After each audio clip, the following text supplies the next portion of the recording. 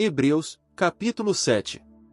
Porque este Melquisedeque, rei de Salém, sacerdote do Deus Altíssimo, o qual se encontrou com Abraão, que estava retornando da matança dos reis, e o abençoou, a quem também Abraão deu o dízimo de tudo, primeiramente significa rei de justiça, e depois também rei de Salém, que é rei de paz, sem pai, sem mãe, sem genealogia, sem ter princípio de dias, nem fim de vida, porém, sendo feito semelhante ao Filho de Deus, permanece sacerdote para sempre.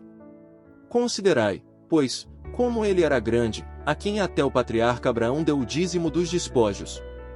E, realmente, os que dentre os filhos de Levi recebem o sacerdócio têm ordem, segundo a lei, de receber os dízimos do povo, isto é, dos seus irmãos, mesmo sendo eles também descendentes de Abraão. Mas aquele que não é contado na genealogia deles recebeu dízimos de Abraão, e abençoou ao que tinha as promessas.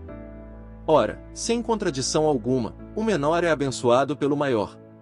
Em um caso, homens mortais recebem dízimos, mas no outro, aquele de quem se dá testemunho de que vive. E, por assim dizer, até Levi, que recebe os dízimos, pagou dízimos através de Abraão, pois ele ainda estava no corpo de seu ancestral quando Melquisedeque se encontrou com ele. Portanto, se a perfeição tivesse sido de fato pelo sacerdócio levítico, pois sob ele o povo recebeu a lei, que mais necessidade havia de se levantar outro sacerdote segundo a ordem de Melquisedeque, e não ser chamado segundo a ordem de Arão? Pois, ao se mudar o sacerdócio, necessariamente também se faz mudança de lei.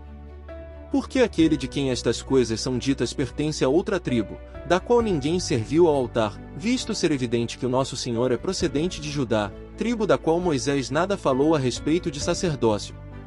E isso ainda é muito mais evidente se, à semelhança de Melquisedeque, levanta-se outro sacerdote, que foi constituído, não conforme a lei de um mandamento carnal, mas sim, conforme o poder de uma vida indestrutível.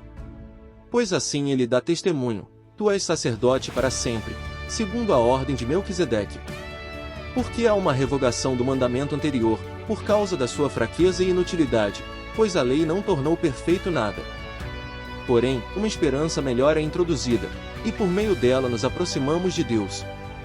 E isso não foi feito sem juramento, pois os outros se tornaram sacerdotes sem juramento, mas ele foi estabelecido com um juramento daquele que lhe disse: o Senhor jurou, e não se arrependerá, tu és sacerdote para sempre, segundo a ordem de Melquisedeque. Assim, Jesus foi feito fiador de um pacto ainda melhor. Dos outros, são muitos os que se tornaram sacerdotes, pois pela morte foram impedidos de continuar, mas ele, porque permanece para sempre, tem um sacerdócio definitivo. Portanto, ele também pode salvar de maneira completa os que se aproximam de Deus por meio dele, visto que ele vive para sempre para interceder por eles. Pois nos era conveniente tal sumo sacerdote, santo, inocente, incontaminado, separado dos pecadores, e feito mais elevado que os céus, que não precisasse, como os sumos sacerdotes, de oferecer sacrifícios diariamente, primeiramente pelos seus próprios pecados, e depois pelos do povo. Pois ele fez isto de uma vez por todas quando ofereceu a si mesmo. Porque a lei constitui por sumos sacerdotes homens que têm fraqueza, mas a palavra do juramento, que veio depois da lei, constitui o Filho, que se tornou perfeito para sempre.